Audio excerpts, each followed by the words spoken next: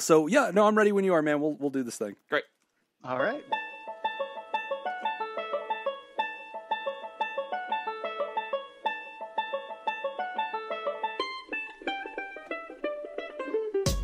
From fabulous Las Vegas, Nevada, this is Pod Therapy. Real people, real problems, and real therapists. You can submit your questions anonymously at podtherapy.net or email us at podtherapyguys@gmail.com. Everyone on your best behavior. We have a producer in the house. Straighten your tie, Nick. Straighten your tie. And I'll now, put on pants. and now, broadcasting from the Churn, that guy is Dr. Jim Jobin. I'm Nick Tangeman. It's time for some Pod Therapy. Well, it's time for our annual. Put on pants. You got to put on pants, Jacob. I'm not. It's OSHA. We talked about this. Just stay behind the desk then. That's fine. Can't see him anyway. It's just I can only see him from the waist up. So as far as I know, he's always worn pants, but.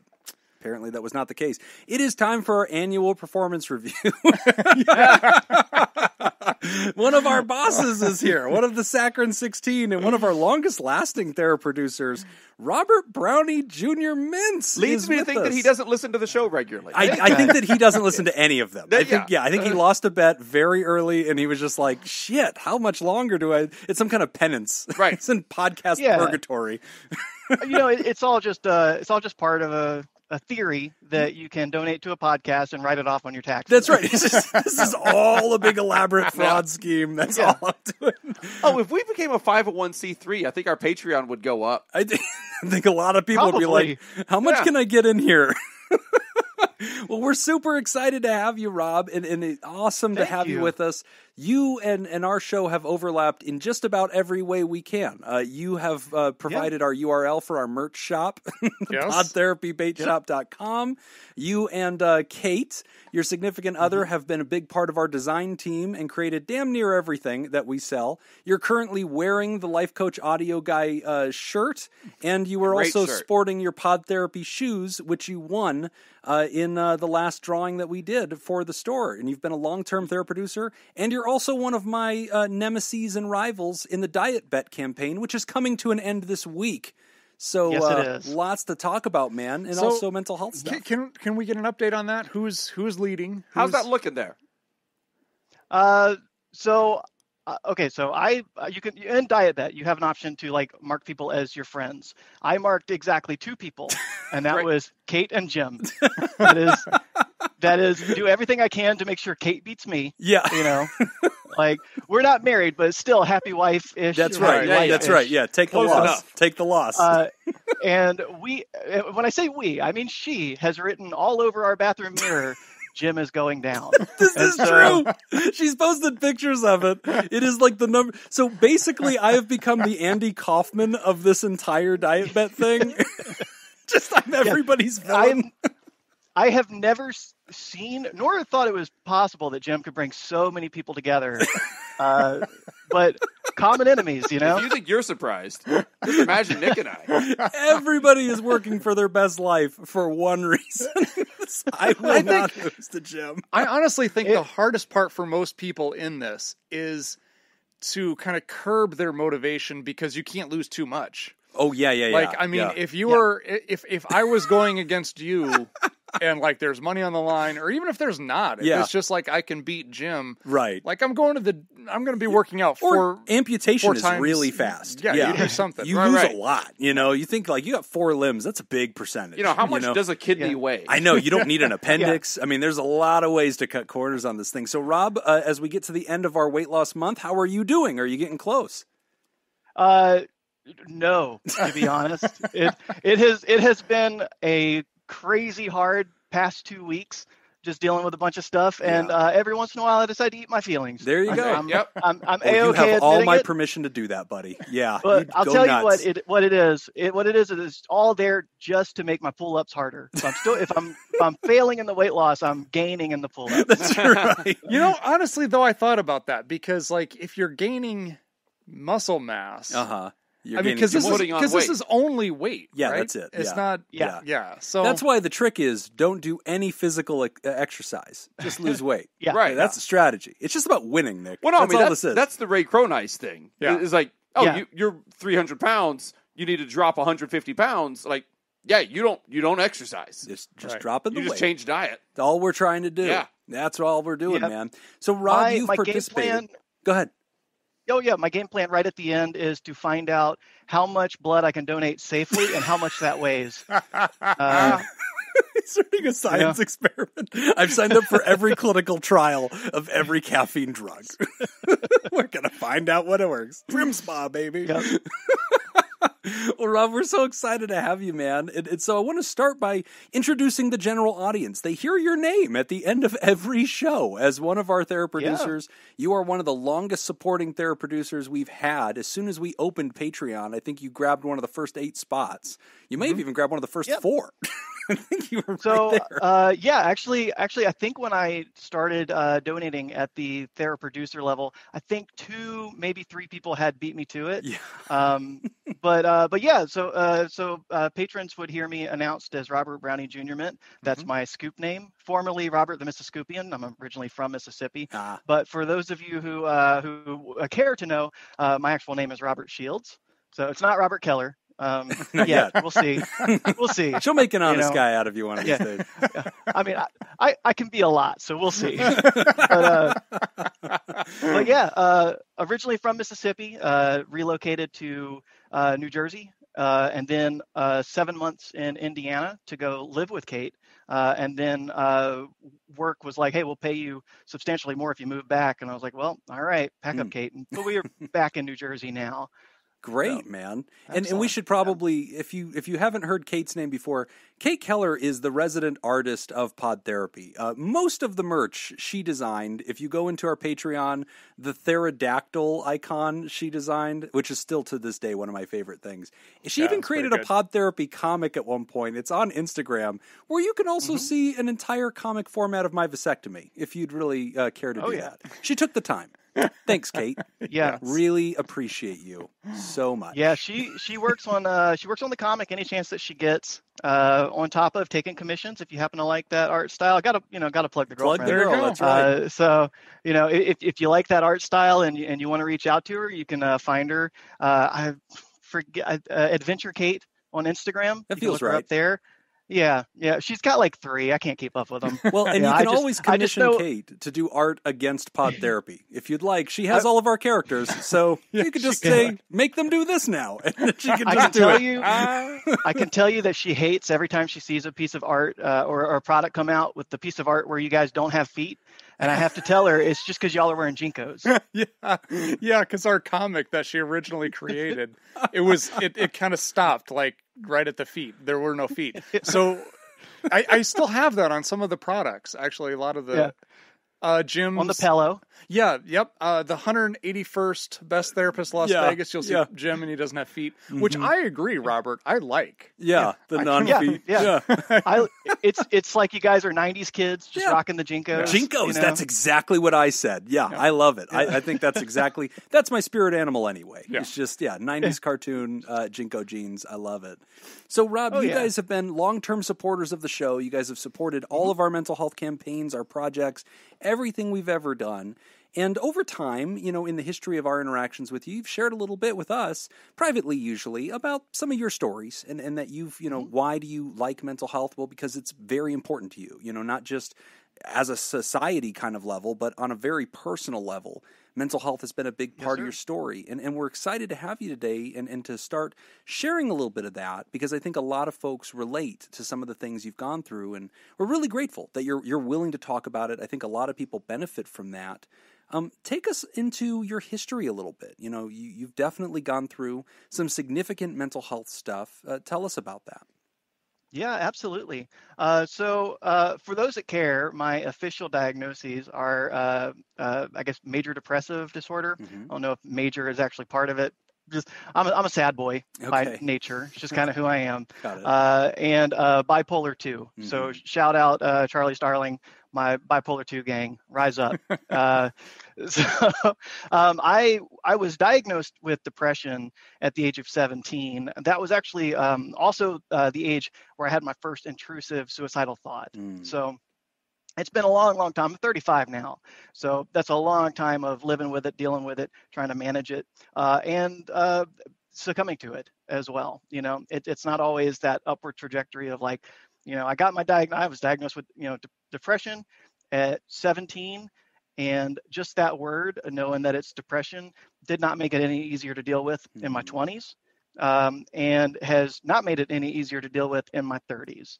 But along with that official diagnosis, that came from a licensed therapist. And so at 17, I went into therapy for the very first time. Again, it was predominantly, a lot of depression. I had gone through some stuff with an abusive father, a little bit physically, a whole lot mentally and emotionally, and had just moved back in with my mom and my stepdad, who you will henceforth hear me actually call Dad. But had started having suicidal thoughts. Went to my mom, said like, I don't know what to do about this. I'm not really sure what's going on. I don't know why I'm sad all the time. And to her credit, she was like, yeah, I don't know what that's like. I don't know what depression is like. Let's take you to a professional. So we went, and I had my very first therapy appointment. Was terrified of it, especially at 17. Had my dad in there, just sitting there quietly, having no clue he's the happiest man in the world. I mean, he's literally Santa Claus, just fat and happy, and he has no idea what it's like to just be sad, to just be depressed, and has very little to do with circumstances, at least from the outside. But I sat and talked with a guy, Dr. Struble. Very close to Strudel. I always think of Toaster Strudels whenever I see him, whenever I think about him. So that was my first official diagnosis, and my first experience with therapy was sitting and talking to somebody about just why I'm sad. Bounced in and out of therapy for a number of years.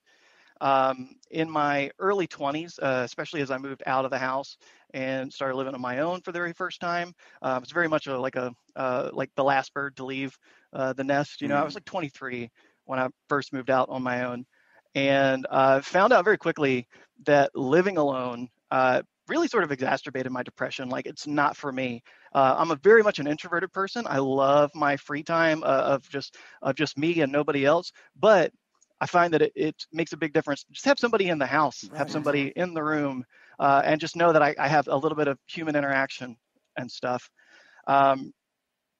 Depression kind of waxed and waned over the years. And then I had some pretty bad circumstances.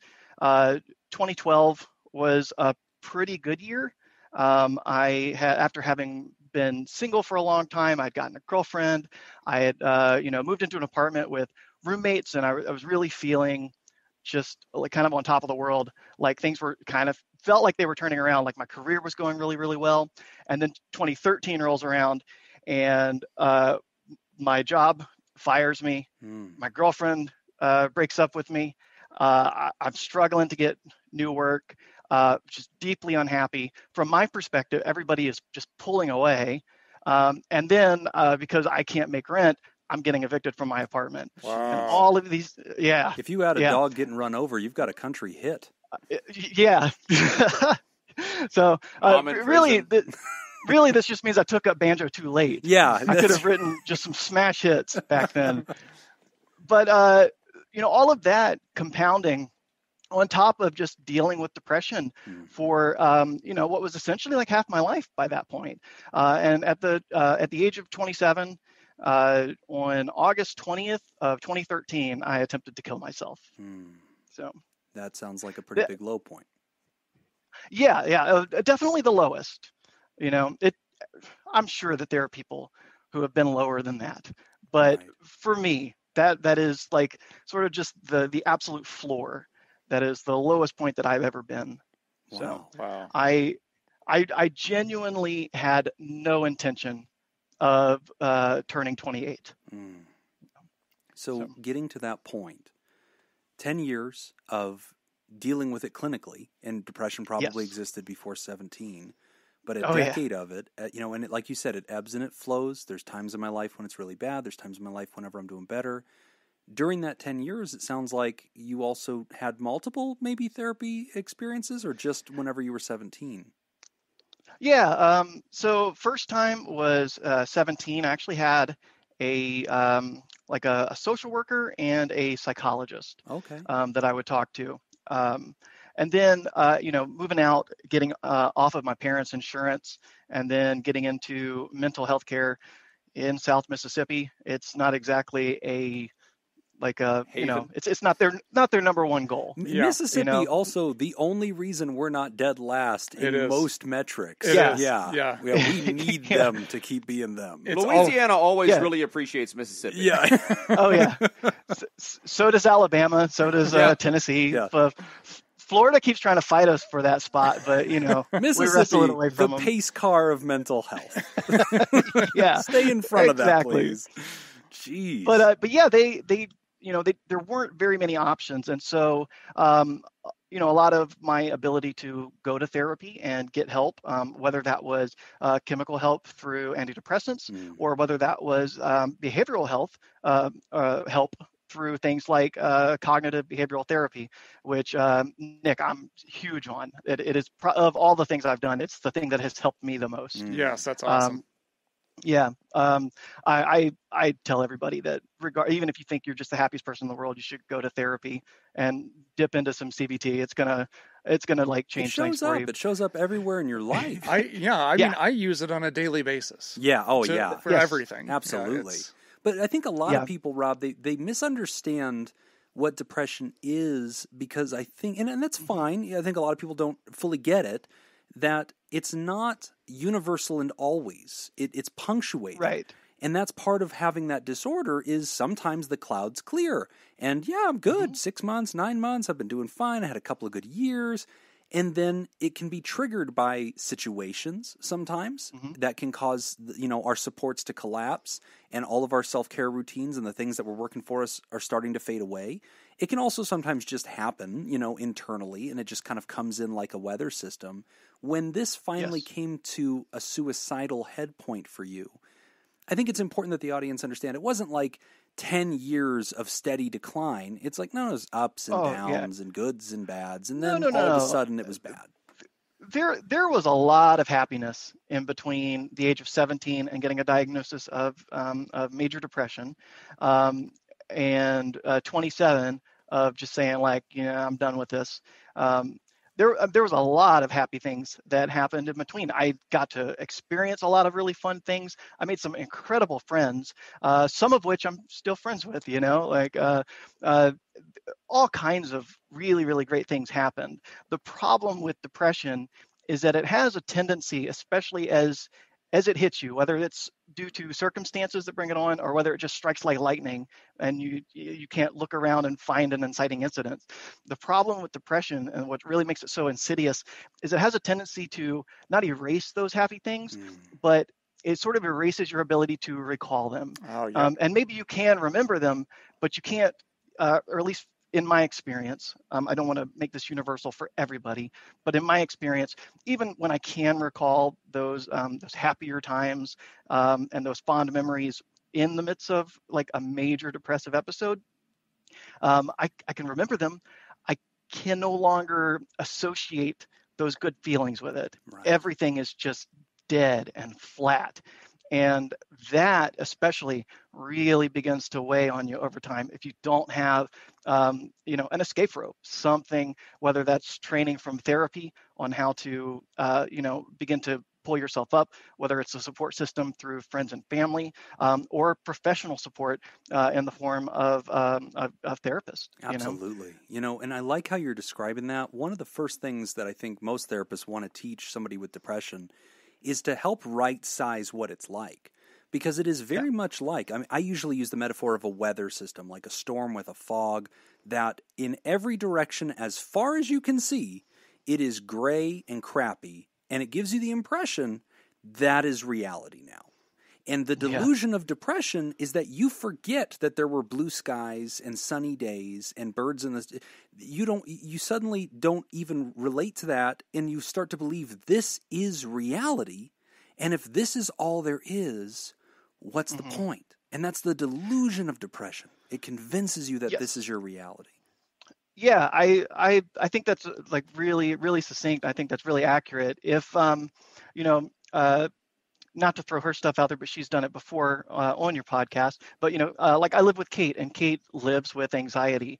And if to sort of like tie the two together, anxiety would be like being on a ship at sea in the middle of a storm, and you're just being tossed every which way. Depression is like what you said. You're a ship at sea. It's fog everywhere. Regardless, that's why we build lighthouses. That's why we have therapy. Good metaphor. We have systems in place to guide you back to a safe harbor. Right. And I think this is something that Nick has talked about in some of our clinics. The triangle, that trying to get change, you can grab at that triangle from all three corners. Can it be therapy? Mm-hmm. Yeah, sometimes it can be cognitive. Can it be chemical? Yeah, sometimes medicine's a way to change the triangle, to wiggle it. Can it be social and situational? Yes, getting exercise, getting out, eating better, doing anything to get through it. But one of the most important things with depression, not succumbing to the illusion that this is forever and permanent. Understanding from an orbital satellite kind of perspective, this is a big weather system. It will pass, and you will be having a better life. You've got to wait for it, and you've got to be willing to get to it. Don't give up. And so I want to pivot to this topic of suicide. And for everybody that's listening, trigger warning, okay? Trigger warning. Obviously, any talk of suicide, even though we're probably not going to get into the nitty-gritty details, can be intense. And so, you know what? If that's not your cup of tea, drop out, come back in a few minutes and check in. But Rob, you mentioned that this all came to a culmination. You weren't just suicidal, you attempted suicide. Yes. Tell us about what that was and ultimately you survived and how you got help. Yeah, so just for anybody who might be listening and thinking like, oh, this is going to be a bummer. Yeah, it's going to be a little bit of a bummer. But while the ending hasn't happened yet, I can't say this has had a happy ending. I hope to live at least 30, 40, 50 more years. We'll see. But at the very least, when the chapter turns, it's pretty happy at that point. Sure. So anybody who's listening that's worried that this is about to just be too depressing, like, if you can stick around. But yeah, age 27, it was August 20th of 2013. I attempted to kill myself. Combination of just really bad depression, really bad circumstances. I was watching everything fall apart. The hardest part for me in that was what I perceived as all of my loved ones pulling away. Now, like the survivor that I am now, the person that I am now, more mature, a little wiser, that was me pulling away. That was me kind of pushing people away and hiding and just letting depression sort of just, convince me that I'm alone. In reality, people were reaching out and just, they could see the signs, they could see things were going bad. But from my perspective, everybody was pulling away. On the day that I attempted suicide, and it's a day that I remember vividly, my mom, I didn't have a cell phone because I was being evicted. I didn't have a job. I had a job, but I was struggling. And I didn't have a cell phone. My mom actually dropped by to provide me with a cell phone so that I could stay in contact on that day. I later used that cell phone to call 911 and report a suicide in my apartment because I knew she had a key. I didn't want her to be the one to find me. Oh, wow. Wow. Yeah. Wow. So, and also heads up, I might cry, but okay. We're going to push through this. So I gathered the things that I had researched. I had known for probably 10 years at that point. Well, maybe a little less, maybe like eight years. I had known that if I was going to kill myself, how I would do it. And I had most of the pieces of that puzzle already gathered up in my apartment. I did a real quick shopping trip, which was just surreal. It's the most dissociated that I've ever been in my life, being at Walmart, buying something that I knew was to end my life, and people are just going about theirs. you know. Um, uh, I can remember my last thought as I, you can cut this if you need to, but as I pulled the bag over my head, I remember my last thought was like, okay, now I'm not a problem for anyone. And then everything just went black. I was found about 6 minutes later is when the fire department showed up, kicked my door in, ripped the bag off of my head, threw me in the back of an ambulance and drove me down the street to the nearest hospital. When they got oxygen on me, I had a heart rate of 8 beats per minute. Oh my God. Wow. Yeah. Doctors didn't know if I would ever wake up, and if I survived, was I going to be the person that I was before? Would I have any control? Would I have any cognition left? And about 13 hours later, I woke up. 4-point straps to a bed, which is not fun if you didn't consent to it. Right. Woke up, the 4-point straps. A very kind nurse happened to be in the room when I woke up, and I looked at him and I tried to go just rub my face, and I realized that I was strapped down, and I asked, did I hurt anybody? And he says, well, if that's your first question, I think we can go ahead and take these off. And he unshackled my Look at that. shackle's a hard word. They're padded, Right. but he restraints. released my hands. Yeah. Unrestrained me. And that's, we go through exactly what you would think of right there. Like, do you know where you are? Yes, sir. I'm in the hospital. Do you know which hospital? Garden Park? Yes, sir. That's it. I spent a week in the hospital in the ICU. From everything that they could tell, I was perfectly normal. They estimated that I had been about 5 or 6 minutes without any oxygen. Wow. And so it's, I don't know that miraculous is exactly the right word, but it's astounding that I have any wits about me anymore, that I wasn't just entirely brain dead by that point. After a week in the ICU, they took me to the CSU. For those who are unfamiliar with that acronym, that's the Crisis Stabilization Unit. That was one of the weirdest experiences and places to be. I am less inclined, having spent a week there, to use the word crazy in a derogatory way, because I saw what real crazy is when I was there. I was there, little old me, I just didn't want to be alive anymore. But I was there with people who had just massive problems, people who would never function, alone, who and again, this is not to be derogatory to those people. But it's eye-opening. Some of them, it's eye-opening whenever you see severe mental illness up close in a facility, in an inpatient residential, and you realize this is what it's like for those folks. This is heavy, very heavy. And also eye-opening for yourself, too, to realize apparently I belonged here. Apparently my perspective was so wrong that I need to be here right now. Yeah, absolutely.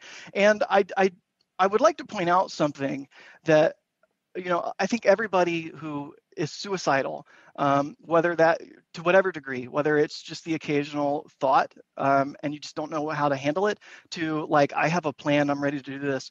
I think all of us who have been there don't want to tell anybody because they're going to lock me up, and that's even worse. One, don't think of it as locking you in. Think of it as locking the world out. That's a good point. So that you have this incredibly safe place. You may feel unsafe at first as you're meeting the other people in there, because you're just I don't know what why are they in here? Maybe they didn't try to hurt themselves, maybe they tried to hurt somebody else. But on top of that, you are surrounded by people who are specifically trained to help you out in this, who will observe. I spent a week sleeping with a camera pointed at me. Every night when I went to sleep, there was a camera in the corner of the room. like one of the things that sticks with me when I was in the hospital and they brought me the menu for breakfast. I noticed at the very top, it said very clearly, spoon only. Yeah. And I was like, whew, oh man, I can't even have a fork. Or shoelaces. Yeah. Shoelaces. Yeah. The way the rooms are designed, there's no Yep. like hard corners. Like it's Yep. very carefully designed. But you're right. It's to keep the world out. It's not to lock you away. It's to preserve so that the storm can pass. And that's where a lot of people misunderstand it. It's not about disrespecting the person. It's about making sure that no actions can be taken while this mirage is controlling their perspective. So you survived. I mean, darn near miraculously. And Yeah, darn near. you lived to tell the tale. After leaving the hospital, tell us about the aftermath. I mean, I'm sure the family found out. I'm sure there was a lot of concern. I'm sure there was some next steps. What did they want to do after you left? So I would say a lot of those next steps started during my stay in the hospital, specifically in the ICU. As I said, I can distinctly remember very vividly as I, actually made the sort of final move in an attempt to end my own life, thinking like this is best for everyone. Everyone's better off if I'm not around. But in the hospital, my mom was there every single visitor hour. Even if I was unconscious, even if I was just sleeping it off, she was right there. And I would come back and there would be some little indication if I missed it that she had been there. Several of my sisters came in to see me. I had a friend sneak in when she wasn't supposed to, intending to tell me off, to really let me have it. And then she started crying and I was like, come here, like, it's okay. I'll be fine. Then through the week in the CSU, again, I had family visiting me every single hour that it was possible. While I was in the hospital and in the CSU, my parents and my sisters all got together and basically picked my life up for me. They packed up everything that I still owned from my apartment that was no longer mine, and they moved it into my childhood bedroom in my parents' house. They had reached out to my employer at the time to let them know, hey, he's in the hospital. You don't need to know why. He will be back. Can he please keep his job? And to their credit, they absolutely did. They, when I got out, I still had my job waiting for me. It wasn't the best job. It didn't pay quite enough to sort of pick my life up where it was. So in a lot of ways, it was kind of like a reset. But at 27, I found myself living with my parents. Working a job that I didn't particularly enjoy, not making a lot of money, knowing that I had pushed a lot of friends away. So my friend group had shrunk pretty considerably too. And I had a lot of apologizing to do to try and, put some of those pieces back together. But the good news is that life does go on. And even when it feels like, okay, it's, I've sat through this movie halfway, I'm just going to get up and leave. Stick around, see, maybe the plot changes a little bit. And for me, it was a long uphill climb. It was a lot of therapy. I was going weekly to see a social worker and a psychiatrist. So one for real therapy, the other to give me medications. In therapy with my social worker, who I adore. It's just such a great man, and gave me so many really great tools on top of what I already had. But it that therapy looked a lot like just sitting around and chatting, and sort of a safe place where I could sort of work through the things. It was a lot like being in the CSU again, except instead of for an entire week with a camera on me, it's for it's for 50 minutes in the middle of the week. And it's just, I'm not locked in here. I could get up and walk out if I really wanted to, but I don't want to because I'm not locked in here, but the world is locked out. And so this is my safe place. Hey, doc, let's sit down. This is what I'm going through this week. I'm really worried. I keep waking up wishing that I had not survived. Is that okay? And just to have him go like, yeah, that's really common, but that'll get less and less until it eventually just sort of goes away. And he was absolutely right. That first week especially, woke up every morning just bummed that I was still on this earth, and second week, much the same. But then, a couple months down the line, I sort of like looked around and realized like, oh, I'm not really regretting surviving nearly as much. Like I don't wake up bummed that I'm still here. A year down the line, it's even better. And now, I'm approaching my 8-year anniversary of surviving, and I'm happy to report that I don't think I've had a suicidal intrusive thought in more than a year at this point. Awesome. That's huge. So, yeah. It really does get better. Yeah. That's the message. It takes time. The message is it does get better, but I appreciate your candor, because a lot of people would think, oh, after surviving suicide, you have this epiphany. You awaken and you're like, oh my God, I'm so lucky to be alive. What was I thinking? No, more often than not, it's what you described, which is like, hey, I'm still depressed. I need to be supervised right now. I need accountability because my best thoughts led to that hospital. And so I'm going to go ahead and need some support right now. But I think sometimes when a person's in that situation, that's what we want them to do. We don't expect them just to flick it like a light switch and all of a sudden they're better. We just want them to give themselves to the process and keep showing up. And if they can just do that, let the meds have a chance. Let the therapy have a chance. Let life have a chance. Keep doing the next right thing. Keep it simple. And folks in your position will say 2 weeks out, guys, the storm goes on forever. This has not gotten any better. You're all lying to me. And we're all looking at you saying, we want to earn the right to promise you this is going to change. And you just got to take it, not on faith, but you got to take it on confidence right now that we know what we're talking about. Stick with us. And you're right. Yeah. You keep showing up. You keep doing the next right thing. Eventually things start to change. Yeah, and I don't want to rule out entirely the idea of an epiphany, but it's less one big epiphany where you look around and you go like, oh, I can't believe I ever thought this way, and things are just better now, and they will continue to be better. At least in my experience, it was small epiphanies. It was small things, going from, if I'm not around anymore, it's better off for everybody, to looking around and going like, oh crap, like here's in one room 8 people who were devastated thinking that I wasn't going to be here. And that's one that continues to this day. When I left Mississippi and moved to New Jersey, I met some of the kindest people I've ever met in my life. And I still go through hard things. Up here, I worked a job that I hated for an entire year, absolutely hated, because I had lost the job that I loved up here. It just poof, went away. And so that's something that I had to deal with. And I found myself in a position where I've got 2 friends here who own a house together, and they're like, please stay. We don't want you to go back to Mississippi. Like, stay here till you find a job you can work. Stay with us rent free. They let me live with them for rent free for an entire year. And 8 years ago, as I'm watching my life crumble, I thought that I was way beyond it being loved that kind of way. I was unlovable. I was a burden to everybody.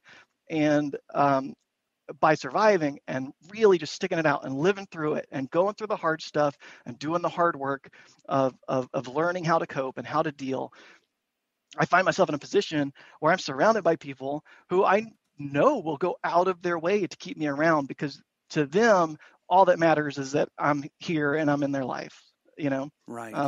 Well, so and that's the delusion. It's small epiphanies. Small epiphanies. And the delusion of depression, and for everybody that's listening, you might hear Rob and you think, well, that's nice that Rob has 8 people in the same room that really like him. I don't think I have anybody.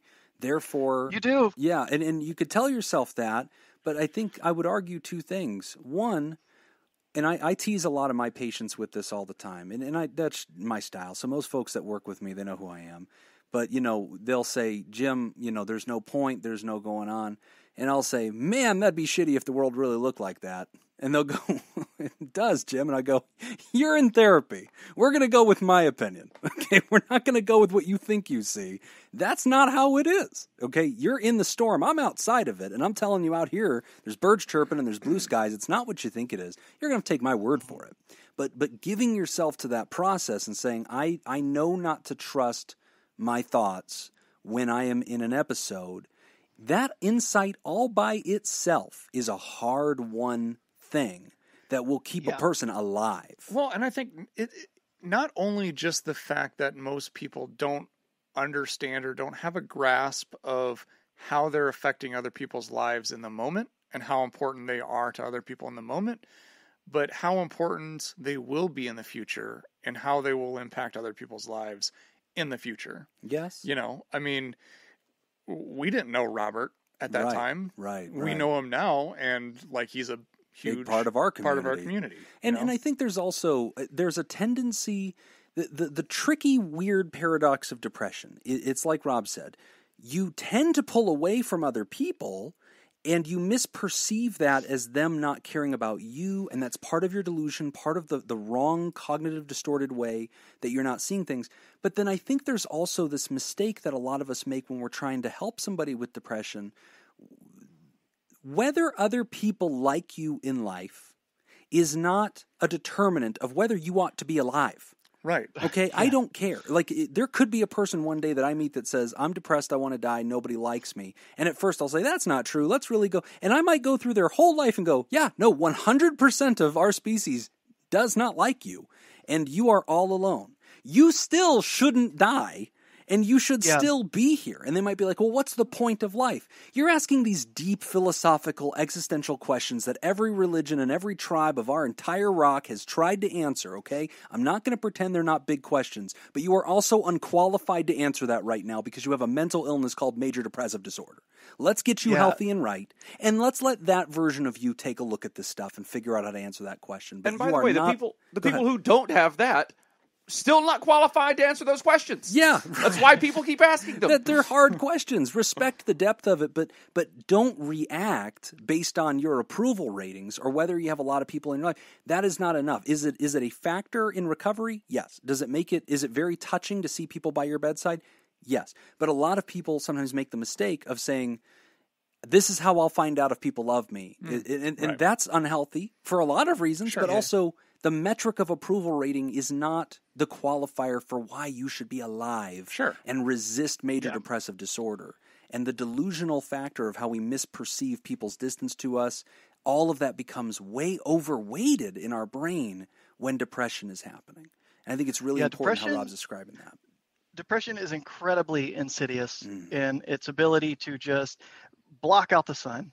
So you can't, you're, at least for me, and I think for a lot of people, you just become incapable of feeling the affections and love that people are showering on you if you have that. And, you know, if you don't, first of all, I feel sorry for anybody who doesn't have that. And I would argue that you probably do, and you're just not seeing it. Yep. But I do want to circle back just real quick to, oh shoot, my train of thought just dropped off completely. But no, you're right. Like, when you think about how it blocks out the sun, one of the things that makes depression very difficult for the patient, you talked about the difference between anxiety and depression. I talk about this all the time with my patients. You can point at anxiety. You can point at it and go, that thought scares the hell out of me. This symptom is provoking me. I can point to the direction the problem came from. This is why I like to call depression a fog or a storm system. It's everywhere, and it is oppressive. And the way it affects anxiety people are very motivated. When anxiety people walk in my office, they're like, "Hi, doc, fix me. I'll do whatever you tell me to do. Make this stop." Depression people, you got to drag them in by the ear. And it's ironic because they're going through really hard times, and they want help. But they don't feel worthy of it. They don't feel like it's going to help anyway. They have a negative forecast in every direction. They're swallowed by that hopelessness. And that's why people die, folks. Because they don't go get help. Because they sit there in their apartment and make plans to kill themselves instead of making an appointment with a therapist. That's why people die. We forget to treat depression as a potentially fatal disease. Yes. And we look at it too often as, well, pull yourself up by your bootstraps, when that is physically impossible. Right. Whether it is, a purely chemical imbalance in the brain, or whatever the case may be, a person in the midst of their depression cannot just pick themselves up, and it can be potentially fatal. Yes. And that's why I think it's really important that we all know what to look for. Yes, and hearing stories like this too. One of the biggest misunderstandings that I've seen when I have a patient who's depressed, their friendship circle, their family circle, one of the biggest wrong myths that they have is they'll say, "I don't understand. You don't have any reason to be depressed." Yeah. Right. I don't get it. You have a great life. You are healthy and young, and you have a cool job, and you have great family, and blah, blah, blah. Because then all you're doing is you're adding shame on top of the symptoms that they're already experiencing. Well, it's silly. And they already don't understand it. They don't understand it. It's like saying, I don't understand why you're diabetic. Yeah, me either. Me either. I also don't understand it. Yeah, I think I could look into this, but that's why it's an illness, right? And that's the thing people don't understand about depression. They too often conflate it as some kind of choice, because depression has all these splash effects in your behaviors, in your interactions, in your relationship, in your diet, in your sleep, in your self-care, all these other things that people can visually see, and they think those symptoms are the problem. No, they are symptoms of a disease, of an illness that's in the mind, in the body, in the human, and it has a lot of aspects to it. It's very complicated. It is confounding. And there's also just the language of it. Yes. Because one day I can be depressed. Right. That doesn't necessarily mean that I suffer from depression. Right. There is a languaging thing. And what Rob was talking about throughout his 10-year journey, even up to, obviously it's a much longer than 10-year journey, but up to that climactic moment, there was an ebbing and a flowing. And if you don't continue to do good skills and continue to do good self-care in the good times, you won't have an arsenal to protect you in the bad times. And Rob, that's something I want to circle back around to discuss with you. Go ahead. Yeah. Let's take our commercial break. Oh, yeah. Can you stick around for a little bit? Oh, I've got all day. Oh, good. Good luck. Good news, everybody. This is the 8-hour episode you've been craving. We're doing a marathon. It's a telethon. Call and donate to NAMI. All right, we're going to take a quick break, and when we come back, we're going to talk about the solution side, how you deal with it, how you survive it, how you move up from depression. You're listening to Pod Therapy. Today's episode is brought to you by Ellie O'Dare, Judy Schneider, Mason Miller, and Leon Kassab. Thank you. And if you would like to become a sponsor of the show, you can do so at patreon.com/therapy and sign up to become a Theraproducer. Woohoo! This week's trivia theme in honor of our Theraproducers is Tom Hanks. Okay. I will give you I'll give you the name of the character. Okay. You tell me the movie. Oh, I can All do right. this. This All is right. easy. What are we betting? Turner and Hooch. Turner and Hooch, final answer. I got it. I think I nailed it. All right, here's the character. Captain Miller. If you would like to join the Theraproducers and make the show possible, go to patreon.com/therapy and sign up. Again, that's patreon.com/therapy. I know the movie. I don't know the title I of it. can't think of the title. Yeah, me too. I know the meme where the Ethiopian guy looks at him and says, It's a look at Somali- me. it's I a am the Somali captain pirate now. movie. Yeah. I'm going to go with it's Saving Private Ryan. Final answer. It's definitely not that. Oh, wait. Shit, is it? Oh, I forgot. He is a captain in Saving Private Ryan. Jim comes in from the outside. Oh, he is a captain in Saving Private Yes, Ryan. Because there was a I big watched deal. it the other day. There was a big deal because he has the captain stripes Yep. on his helmet. Yep. And the military was like, yeah, we definitely would not do that. Yeah. Because you're just you're painting a target Getting on shot someone's right head. in the face. Yep. Oh, is it Saving Private Ryan? If it's not Saving Private Ryan, I'm going to guess that it's the old Hey Scoops episode, Somalia Pirates, Right. Featuring Tom Hanks. Yeah, that was the one. featuring Tom Hanks. Yeah, guest appeared in. Oh, I mean, Saving Private Ryan is the only movie title that I can think of because I can't think of the Somali pirate one. I thought it was the Somali pirate one, but maybe it's not. Was he a captain of FedEx and Castaway? Yeah, you know what? That feels right. FedEx captain? Yeah. Team captain, something like that. That feels right. Forrest Gump, he also was in the military, but I guess it wouldn't be Captain Miller in that point. Yeah, it'd be Captain Gump. That'd be really weird. Yeah. That's weird. Right? I don't Also, know how the military next trivia works. question is just Forrest Gump. Yeah, that's definitely the answer to the next one. Private Ryan. All right, Robert Brownie Jr. Mint, you want to take a guess? He's I'm got gonna- a what was computer that? in front of him. I don't What- trust him. I do, but I'm gonna I try have and not eight. cheat, and I'm gonna guess that movie. What was it? Sully. Oh, Sully Oh. Sullenberger. Oh, but then Yeah. he wouldn't be. He'd be Captain Sully. Yeah. Whatever. I don't know what Sully's last name is. Sullenberger. Yeah. Oh, Sully was his Okay. nickname based on his last name. so Robert's out. Yes, You it was Saving was Private Saving Private It is Ryan. Saving Private Ryan. Oh. I threw the captain part in there because I figured you were first going to go for the Somali Yep, pirate and one, I did. I took your bait. but that was Captain Phillips. That's right. Ah, Yeah. there it is. That's So right. that one wouldn't have been. There's actually 3 movies that he plays a captain. Oh wow. I Oh, can't I know remember- what the other one is. what is it? Apollo 13. No. Oh well, no, No. I don't think he was. There's no No, cap- he was commander. There's Wasn't no captain on a space shuttle he? mission. Yeah, I think he was commander. I beg to differ. Something. Go ahead. Anyway, Somebody's got to be the captain. I think we There's all a know it's commander. Tom. There's a commander. That's fine. Commander. James Lovell. Captain James Lovell. I can't remember what the third one is. But anyway, there we go. All right. Any what was it was called Captain Phillips was the boat movie? Yeah, That's what it was called? yeah. Oh. Well, there you go. Yeah, and I can confirm that he was Commander Jim Lovell in Apollo, Which is 13. Italian for captain. God, you guys know I agree. nothing. I agree. You're all uncultured swine. I don't know enough to have left the show already. Commander. Commander. Or as they say in English, captain. Right. Or as the Somali pirates say, I am the commander. I now. am the commander now. I am the commander now. Welcome back. We are joined by our Thera-producer extraordinaire, Robert Brownie Jr. Mint, a.k.a. Rob Shields.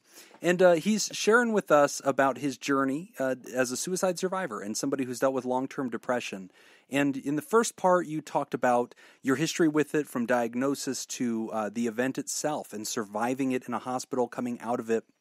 Now we're at the part where we talk about the 8 years of recovery since. You talked about, celebrating an 8th anniversary of still being alive after this incident and the many ways that you've had to cobble together long-term recovery. And one of the things that's interesting is you said, it's been about a year since I've had like my last big intrusive suicidal thought, which is great. You definitely call that a win. But it's not a loss. If I do have these thoughts, I just have to deal with them. And I appreciate you framing it that way because for a lot of people, they think, when are you just cured? When does it just go away forever? And you say, man, that sucked, but now everything's great. And it's like, no, it kind of is like a long-term thing where you learn about it. And so I want to kind of dive into the tools, techniques, things that have been helpful for you, how you've patched together 8 years forwardly from those bad events, what you've done to try to live with this issue, and how you've allowed yourself to grow and not succumb to it again. Yeah, well, first of all, you're absolutely right that there really doesn't ever come a point where you just look and go like, "Oh, I'm cured of this." Boy, that was shitty, and that's gone yeah. now. Woohoo! Yeah, shook off depression. It'll never, rear its I ugly won. head again. Yeah, if there's somebody who's actually genuinely beat depression, I'd love to shake their hand. That seems like a neat trick that I have not accomplished. I'm sure they wrote a book instead- about it. They'd love to sell you. I'm sure. Yeah, go to dadvice.com. Got him. Oh, well played. But yeah, for me, and I think for probably 99.9% of suicide survivors and people who deal with depression, it is a chronic, ongoing thing. It is something that you used the word arsenal earlier, and that's exactly the word that I use for it. I'm not really all about using like kind of war language because I think that puts us sometimes in the wrong mindset. But I do like the idea of an arsenal, just a cache of tools and weapons at my disposal that I can use, and I can just break out at any time when I have to deal with something where depression is just not letting up. Now, sometimes depression rearing its ugly head is I wake up in the morning and I can just feel it. It's a little oppressive. And I know right away, like, okay, this is going to be one of those days. I'm going to be dealing with it first thing. But generally, first thing in the morning, I don't have other people nearby. I have Kate and our cats. They're equipped to help me through those things. Kate knows, she can see pretty much right away if I'm going through a depressive episode or something. And the cats, just to how cats are. They either sense it and want to comfort you, or they just don't care, and they'll leave you alone while you deal with it. But yeah, like in the 8 years since my suicide attempt, I've developed a lot of tools. Most of them built around cognitive behavioral therapy. I personally find that the easiest thing for me to change is the behavior.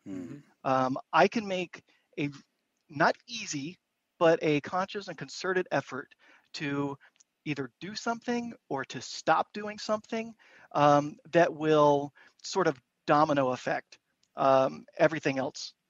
So when I wake up and I have these intrusive thoughts, when I have and again, it's been a long time now, but when I do, if I wake up tomorrow and I'm like, damn, really wish that I didn't wake up. I really wish that I wasn't here anymore. I know that there are things that I can do that will help me get through that. I'm not looking to, just smash it in the ground and come out feeling super victorious. I'm just looking to get through that initial wave of intrusive thought, of depression. If I can get through that, I can sort of redirect it other ways. I can wake up and it's like, all right, I'm really sad that I'm alive right now. Okay, but if I'm alive, that means I'm stuck in this body. I should get up. I should work out. I should make this body better. Maybe then it'll feel a little bit more comfortable to live in. Maybe that's going to be enough to get me through. Most of the times it is just that action, because then I've done it. I've done the workout. And so, I mean, that has the added benefit of endorphins, if you're anything like me, you kind of wish you were dead when you're working out anyway. It just helps kind of get those emotions out, kind of expedites the process. But you come out of it and you're like, all right, I've accomplished this thing. So at the very least, here's one thing in my day that I have taken control over, despite this, this oppressive depression that's surrounding me, and I can move forward, and then I can start setting up like the next thing. Okay, I've done that. I can brush my teeth. I can wait 30 minutes after that and have a cup of coffee. I can drive to work. Okay, and then sometimes it looks exactly like that. It is okay. Now I drive to work. Okay, I've got to work. I'll give myself a couple minutes.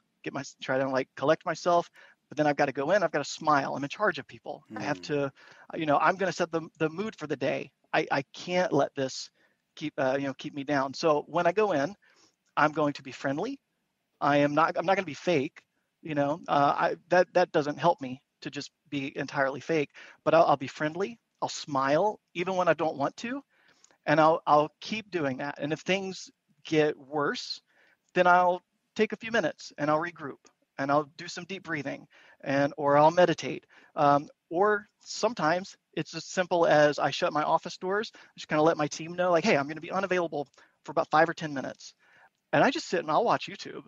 I'll pick what's something that I enjoy that I can just sort of turn my brain off for a minute and just laugh or, admire, or whatever kind of thing I'm wanting to watch that day. And I'll just take a couple of minutes to myself, regroup. When that's done, okay. All right, I'm going to open these office doors. I know what's next. I'm going to tackle that now. But having done that for so long, it's automatic. It's when you just talk about it, it sounds like so much work. And so if you're in depression now and you're like, shit, that doesn't sound like a life, it really is. Because it becomes second nature. Yes. It's, I don't have to do a whole ton of self-talk anymore. It just automatically happens. And I can, I know what my plan is. I know what I'm going to do next, and I can get through this thing. There is still some self-talk, and sometimes that does involve me stepping out and just talking out loud to myself and just saying, all right, Rob, you got this. I'll physically kind of shake it off. Again, it's that behavioral aspect where I will speak out loud to myself. I will physically shake my body. I look like an idiot all the time because if I need to do that, I'll just do it. I'll do that. I'll go back in. I'll face my day. And then another big aspect of it is I've taught myself not to just hold on to the feelings and keep them quiet. I know who I can reach out to, who I can talk to, and it does help now that I actually live with somebody that I love deeply and care about, and that she can sort of recognize if I'm having an episode. But I can also just speak openly with her. Yeah. I imagine it's really hard sometimes for Kate to listen to me talk about like, oh, like these feelings have kind of crept back in. At the same time, I think she has seen me thrive despite it. And I think she's seen me fight through it enough that she doesn't look at it as a weakness. Right. I don't either. We just look at it as like, okay, we'll get through this. I say it with the confidence of I've been at my lowest and I survived that, so I can get through this. A client was mad at me and yelled at me like, okay, this is not even a blip on my radar. like I tried to kill myself. You can't bring me down. Like. And that's it. I mean, this is a really good point. First of all, no one with a mustache as glorious as that one will ever look like an idiot. That's right. No matter what you're doing. That's right. That's right. So that's just a fact. But aside from that, a lot of the things that you're talking about actually remind me a lot of the things that we talk about in early recovery for drug and alcohol addiction. Because, a lot of my clients that I've worked with in the past, that are like, okay, addiction is ongoing. So like I've got this diagnosis of alcohol dependence. This is just going to be with me forever. I'm never going to be able to go back and have a drink again. I'm always going to have these cravings. I'm always going to have this thing that's always looming with me. And it's like, yes, but you're also going to develop an amazing amount of coping skills. Right. And you're going to get better at them. What's going to seem like work in the beginning is going to feel like second nature the more you go. Are there going to be challenges that come up? Yes, of course. Are there going to be times when your coping skills aren't working as well as you'd like them to, and you have to develop some new coping skills? Yes, absolutely. But it's a different ball game, and I think that's kind of what I'm hearing you saying. Like in dealing with depression, it seems like as you describe it, it's like, oh my God, this is a lot of work. But it just kind of becomes part of your day, and it doesn't feel like work as much anymore. Yeah, it's exactly that. And there are some positive things that come out of that as well. It has made me a more empathetic person. To like absolutely, like 100%. Me 20 years ago, like even I don't like that guy. But me now, who I've grown, as I've grown up and I've learned to handle my depression and I've developed all these tools and stuff, it has genuinely turned me into a more empathetic person. Right. A big part of why I support what you guys do so much is, I have seen what it looks like in my own life. I hate that other people have to go through it. If I could just take the last of depression in the world and just live through it and handle it for everybody, I absolutely would. Unfortunately, I can't. So we need things like, like therapy, like pod therapy. We need you guys doing what you do. And then, my responsibility in that is this, to kind of share my story and say, if I can get through it, and I'm a weenie, I can't get through much, but I could get through this. Like you certainly can as well. Well, you said something earlier that I just hope everybody heard. You talked about how important it is to open up with your significant other in this case, but really with anybody, and try to explain it and try to embrace it. And there's this Nostradamus effect that a lot of people with depression do, where they just can predict the future. And magically they'll be like, nobody's going to care. Everybody's going to screw it up. They're not going to know what to say. There's no point. As Nick was saying, it's endlessly going to be X, Y, and Z. This never gets better. And I always try to get those folks to give me the lotto numbers. Because if you're just wasting your talents if you're not making me rich. Please give me the numbers. If you have the ability, do it. If you can't pick winning lotto numbers, then shut up. You don't know what's going to happen next. Stay in the now. And like you said, Rob, do the next right thing. What do you do then the next right thing. Keep it super simple. But what you talked about with opening up and languaging things as much as we can, that has to happen. There is a epidemic right now of suicide happening, especially in America. It's happening across all spectrums and all demographics, but the particular demographic that has been dying the most are middle-aged white men. And I think it's very important, and this is something folks have given us, some compliments on the show in the past. Right now, if you are listening to this, you're listening to 4 middle-aged white guys with magnificent facial hair. All of us.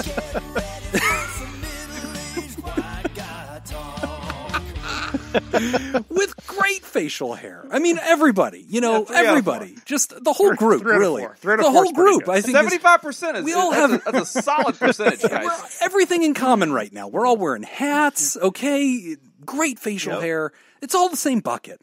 But guys, we're sitting here talking about mental health, and we're talking about depression, and we're talking about the suck.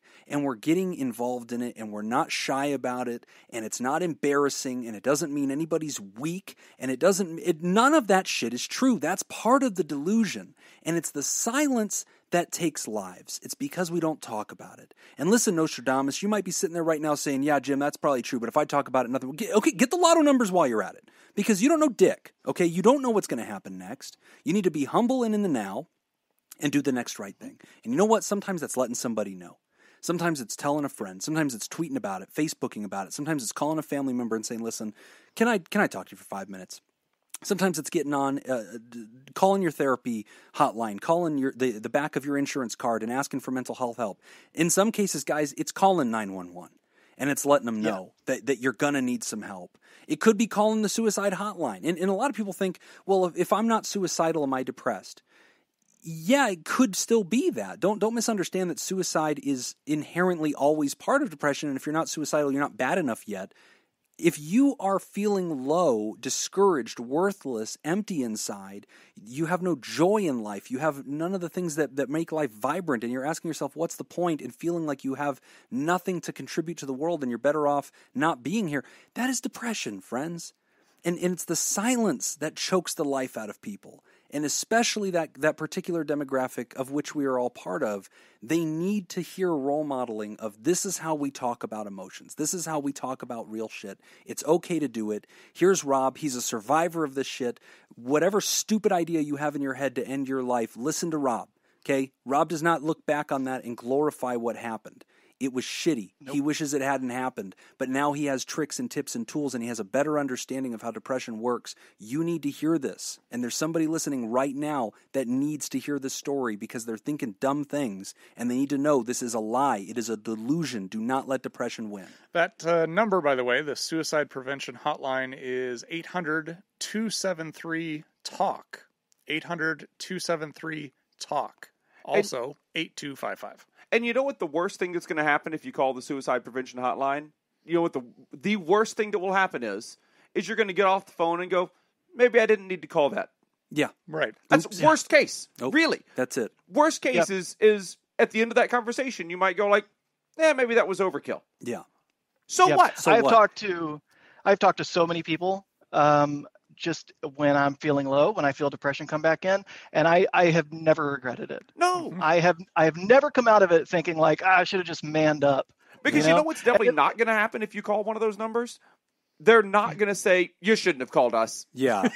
Yeah. We wasted our time. Boy, are you an idiot. Boy, you're dumb. That's not going to happen. No. And they're not only are they not going to say that, they're not going to think that. No. They're not going to sit on the phone with you and humor you and think that, oh, this person's wasting my time, but I might as well humor him anyway. That's not happening. Yep. Right. And it's not an inconvenience. You're not gonna get the guy who sees your point. Right. Like, you're making some quality arguments here. Yeah. Right. Pro tip, they don't hire that guy. Yeah, okay? exactly. I've tried. They wouldn't hire me. And for anybody who is listening right now, who thinks that like, maybe I should go talk to somebody, and you just feel like that makes you weak or something like that. That's absolute bullshit. Yeah. One of the just fastest ways to get me fired up is to call somebody who either attempts suicide or who thinks about suicide weak or selfish. Mm-hmm. That is like it gets me fired up so much. But thankfully, the world is changing. People are becoming more empathetic. People are becoming, we're reaching a point in society, I think a lot of us anyway, are reaching a point in society where we can kind of take ourselves out of just what we know and what we experience and put ourselves in somebody else's place it's getting a lot better. So if when you hear the language of like people who attempt suicide are selfish or that they're weak, that is absolutely not the case. I've been to like suicide survivors meetings, and I've yet to meet a selfish or weak person in any of those groups. It's an illness. It's like male, saying diabetes female, makes non-binary. you weak. Like, no, you're not weak for having diabetes. It's just an illness, and it deserves to be treated. And if you're out there and you are going through anything, I don't, obviously demographically doesn't matter. I just wanted to make that point that we need role models like Rob.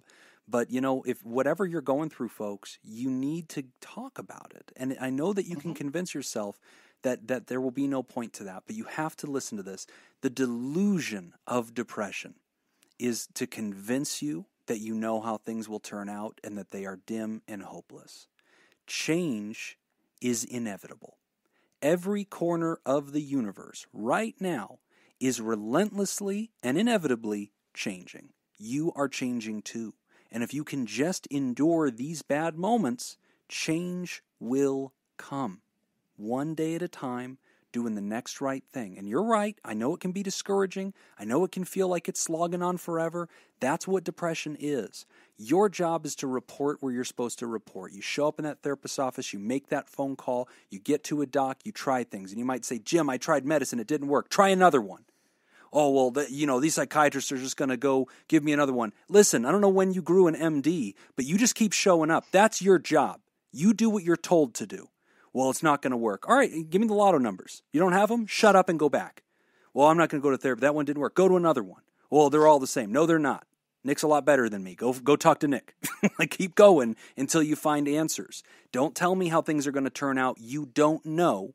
And do not believe in the illusion of permanent slog and permanent storm. Change is inevitable. It's happening right now. Let it continue. Your job's to do the next right thing. Man, you're mean. You know what? Sometimes you got to shake people up. If someone out there has the power to give me precognition, if there's someone out there with the power to let me see the future, I implore you, give me that power. And here's what I will do with that power.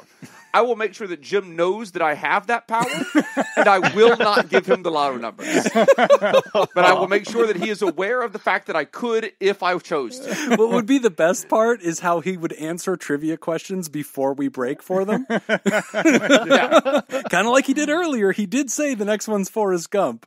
So on that note, we will take a quick break. We'll do our second trivia question. And when we come back, we will wrap up the show. You're listening to Pod Therapy. All right, today's episode is brought to you by Elio Dare, Judy Schneider, Mason Miller, and Leon Kassab. Our second question with our theme of Tom Hanks. I'll name the character, you name the movie. All right. Chuck Noland. If you would like to become a therapy producer and make the show possible, go to patreon.com/therapy and sign up. Again, that's patreon.com/therapy. And the correct answer is Castaway. And I know this because I have watched both of these movies in the last month. I watched Saving Private Ryan 2 days ago, and I watched Castaway like 2 weeks ago. It's Castaway. Final answer. Fine. Castaway. This has been a lot of fun. All right. Yeah, I'm having the time of my life. All right. I'm just batting them away. No, here's the thing, though. Boom! Starting in May, they're all going to be psychology questions. Oh, yeah, okay. And they are going to be hard. For Mental Health Month. Oh, jeez. Well, I'll make a prediction right now. I will answer all of them perfectly, without error. All right, what are we betting? Sure. What are we betting? We've already recorded the first episode. Put me down for everything I ever own. You know what? I'm willing to bet all of my profit share from the Mental Health Month shirts. All right. Well, thank you very much, Robert. We really appreciate having you on. And thank you for everything you've done with the show, too.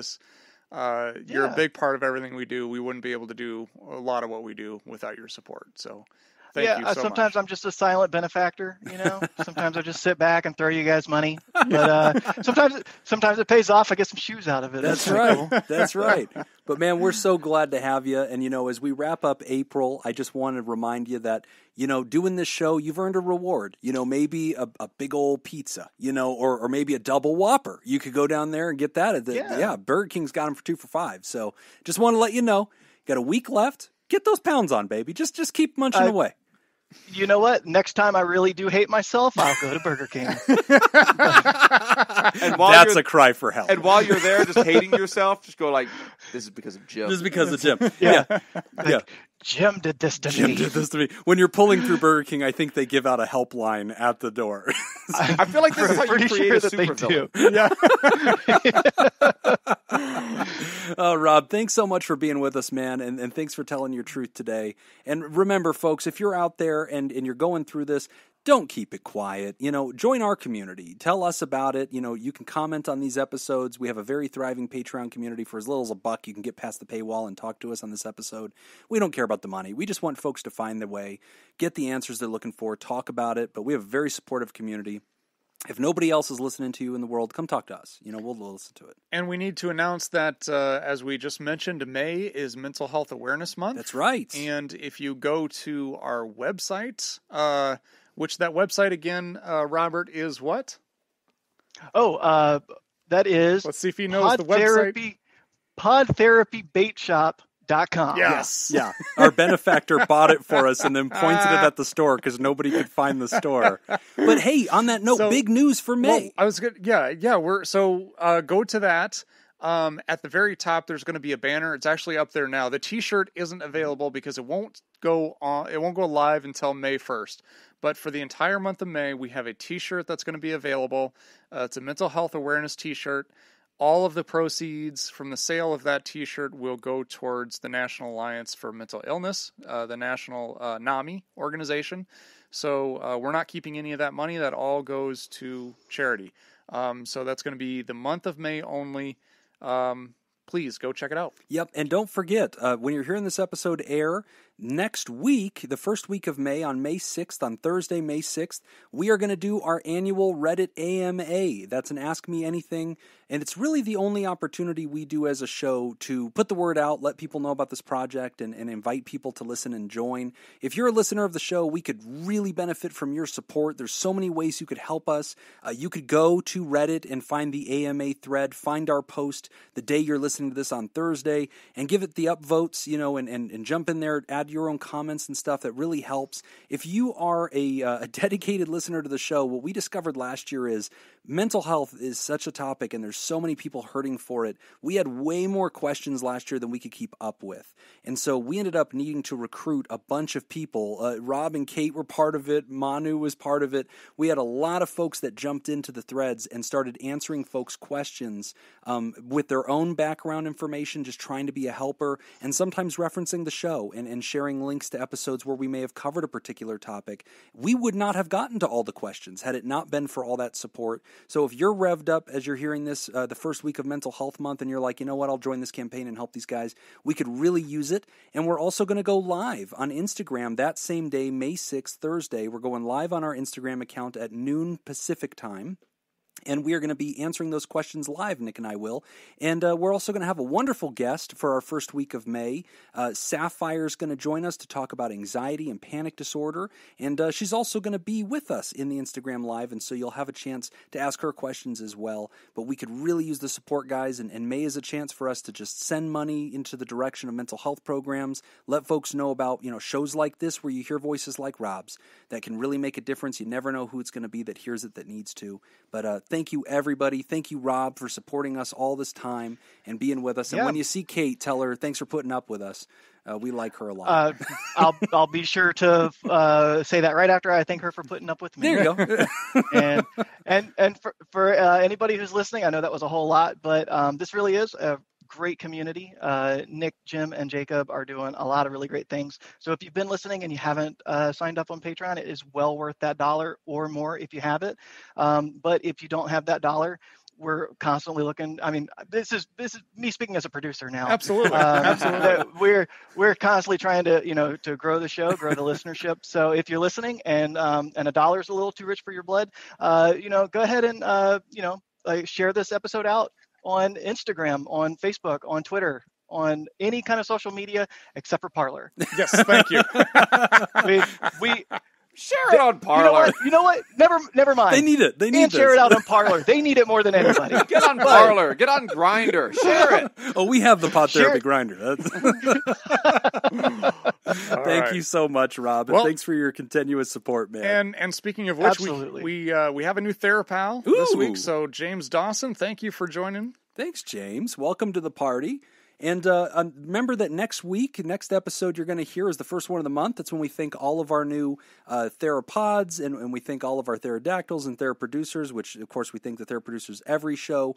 But we've actually already recorded that extra episode for May.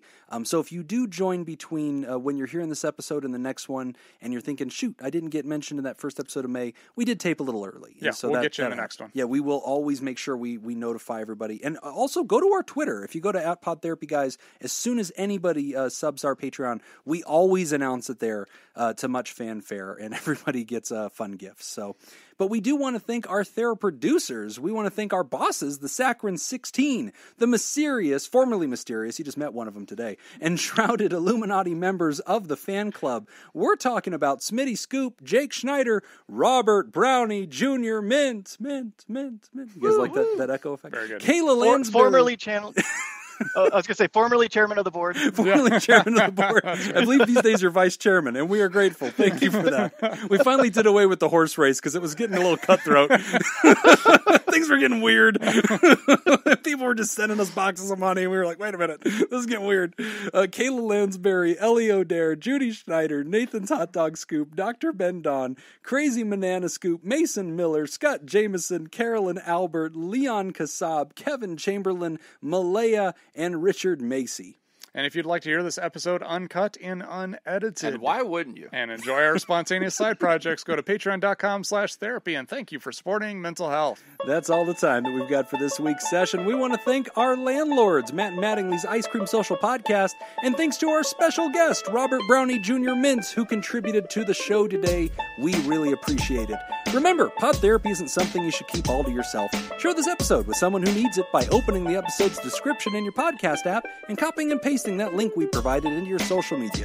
Don't forget, you can find us at facebook.com/podtherapy, on Twitter @podtherapyguys, and at patreon.com/therapy. Do you want to submit a question to the show? Ask anonymously at podtherapy.net or email us at podtherapyguys@gmail.com. Oh, I'm Nick Tangeman. I am the captain now. Thanks, and we'll see you for your appointment next week. Commander Jim Lovell. Great movie. Apollo 13, one of my favorite Tom Hanks movies of all time. It is my favorite Tom Hanks. That's good. It's very good. It is a wonderful movie. I love Apollo 13.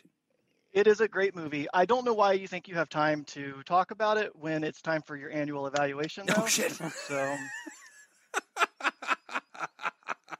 You have been judged, shit. and you have been found wanting. Been evaluated. My entire evaluation is keep up the good work, guys. Thank you. Well, thank you.